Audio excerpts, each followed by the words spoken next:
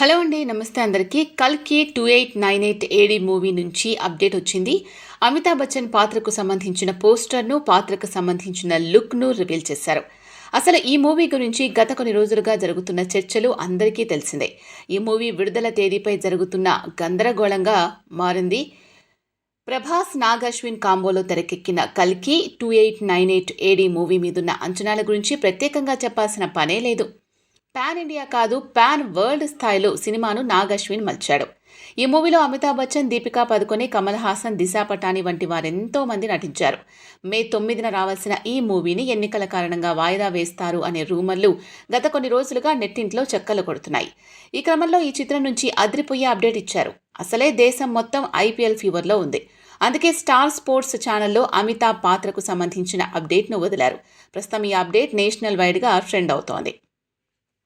అశ్వత్థామ పాత్రలో అమితాబ్ కనిపించబోతున్నాడు అనే రూమర్ ఇప్పుడు నిజమైంది. చిరంజీవి అయిన అశ్వత్థామగా అమితాబ్ కల్కిలో కనిపించబోతున్నాడు. ఈ మేరకు రిలీజ్ చేసిన గ్లిమ్స్ అద్దిరిపోయింది. ఎవరు నువ్వు? నీకు మరణమన్నదే లేదా? నువ్వు దేవుడివా? ఎవరు నువ్వు అని ఒక బాలుడు అడుగుతాడు. నేను ద్వాపర యుగం నుంచి వచ్చాను. గురు ద్రోణాచార్యుడి పుత్రుడు అశ్వత్థామను అని అమితాబ్ చెప్పే డైలాగ్ అద్దిరిపోయింది. ఇందులో విజువల్స్ ఆర్ఆర్ ఇంటర్నేషనల్ లెవెల్లో ఉన్నాయని జనాలు పొగిడేస్తున్నారు. అయితే ఈ మూవీ రిలీజ్ డేట్ విషయంలో మాత్రం ఇంకా క్లారిటీ రాలేదు. మే చివర్లో లేదా జూన్ చివర్లో విడుదల చేయాలని మేకర్స్ అనుకుంటున్నారట.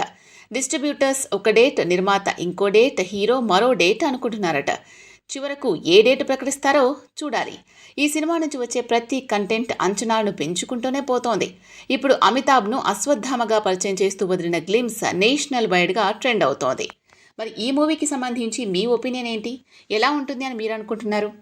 కామెంట్ సెక్షన్లో తప్పకుండా కామెంట్ చేయండి. మరొక మంచి వీడియోతో మళ్ళీ కలుద్దాం. అంతవరకు సెలవు. నమస్తే.